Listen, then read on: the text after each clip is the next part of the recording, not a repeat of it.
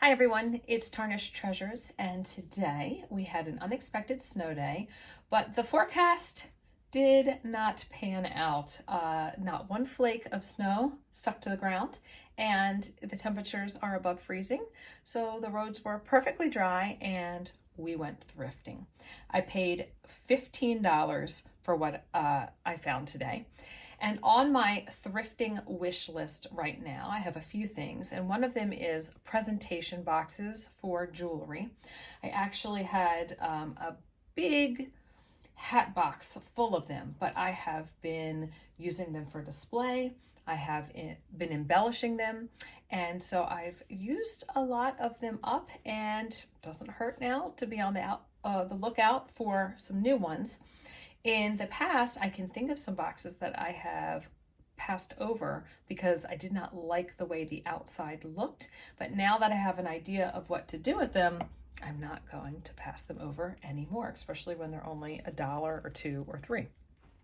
So to share what I've been doing with those presentation boxes is I've been embellishing them with ephemera and jewelry and beads, and then using them to display jewelry from my collection. So this piece is almost finished. And then I also have this piece that I've added 3D and flat bits to, charms, and I try and put something on most of the sides to embellish them. So I found these two today, but I don't actually think I'm going to do anything with them besides maybe store something in them. And you don't have to store jewelry in them. If you save a lock of your children's hair, I think that could be nice to put in here with a note as to the age and who it was, or any other little memento. So this is a nice box. It's black. I don't have any black ones, and I don't have this shape. And on the inside, it has nice velvet, a tad faded, but you can still see that it's purple.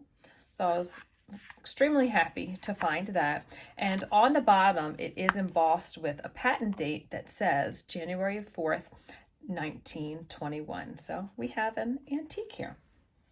I also found this one, which is old, and it's embossed on the front. It says that it is pigskin, and it has seen some better days, but the inside, very, very nice. And if you just take a little bit of tape to get some of this lint off, or dust, take a paintbrush to go around to loosen things and then tap it upside down, really fixes these up quickly. So on the top, I don't know what you would have put here, maybe a pin or something, but these are not elastic. They're just little ribbons that are barely sticking out. But I love the scalloped edge of the velvet there. We have a little compartment, and then this piece comes out. I love that it's still in there. And on the bottom, there's a note. So this says FAD handy, and it says, in memory from Grandpa, my watch to your, I believe, Francis, when he went home. I believe it's a 1936, not an 1836. 83 years old.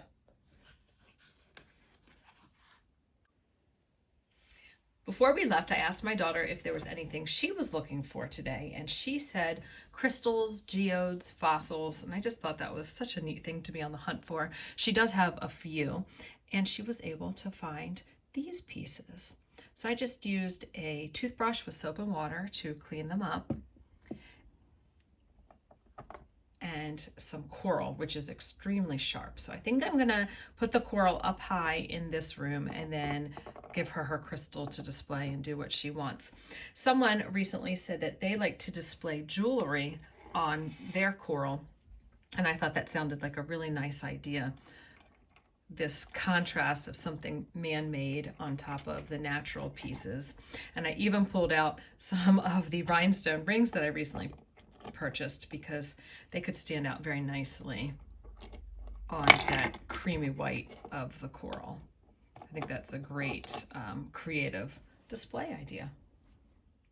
There's this angel that has seen some better days. but I just love these plaster pieces where the paint is chipping off and they just look like they have some age to them. This one will be an easy one to hang.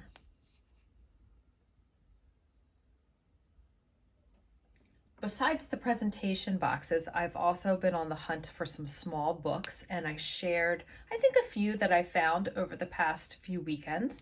So I found 2 more today. This one is another match box, but the other 2 that I found that looked very similar, just a tad bigger, they were leather and wood and cardboard, and this one is metal with I guess paint over top. So it's starting to chip in a few pieces, but I want to just stack these up at Christmas time. So a little bit of paint loss doesn't bother me. I could always mix up a color and touch it up, or just leave it how it is because it's older. And this is a book which I'm not quite sure of the date. It's hard to read if that is an 1833 or a 1933, but it says October 23rd, Abbey Holmes, and it is a book of sayings. And this appears to have just a leather cover, so I'm going to keep this as it is as well. If I were to find some books that didn't have great covers, I'd actually like to cover them in different plaids to display for Christmas time. But I guess I could even find newer miniature books to do that too. I could also create a little like book jacket out of the fabric and not glue it or anything like that.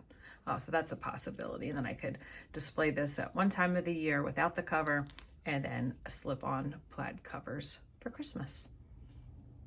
Most of the gold has worn off. I'll share with you the last thing I found today, and then a few online finds.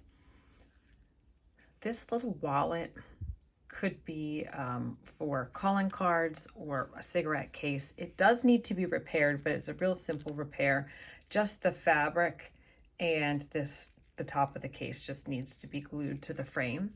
But it has this tortoise shell coloring with probably marcasite, rhinestone, could be sterling, who knows, but I just love the initials.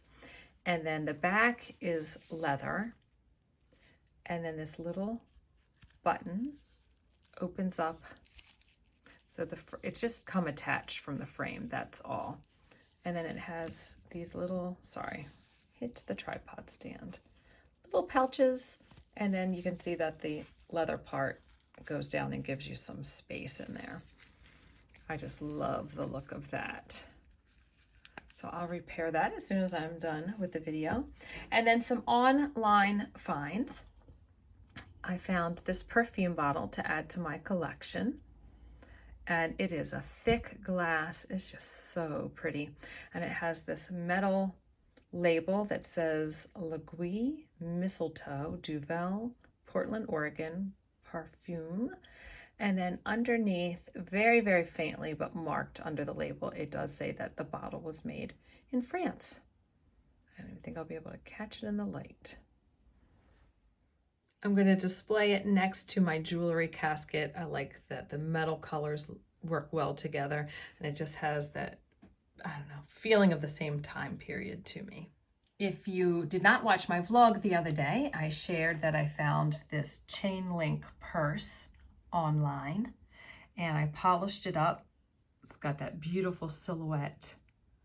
And then I don't know if that's an emblem for an organization or if it is the initials of the person whose purse this was, but that's what sold me on it. I have wanted a purse like this. So besides the price, it was only $20, adding that engraving and initials, this was the purse for me to pick up. The perfume bottle was $5, and then I found this set of 4 tiaras for $9.99. So $2.50 a piece. And I have never come across these thrifting, not even for an expensive price.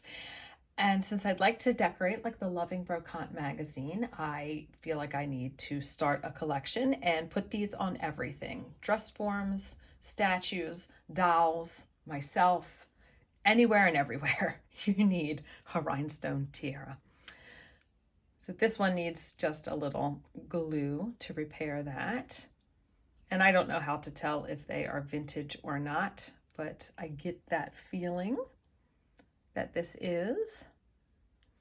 And then there were these smaller ones that are handmade. I'm looking to see very similar designs, if not the same. So pretty. There's glass seed beads and all different types of rhinestones. And the back, a piece of felt was used, and then they sewed onto that. And so my daughter likes to wear them. I have them tucked here and there. Hopefully I'll be able to find another bust or two thrifting this year that I will be able to adorn them with. I hope you enjoyed seeing what I found and hearing how I plan on using the items. And I'll see all of you in another video. Thanks for watching. Bye.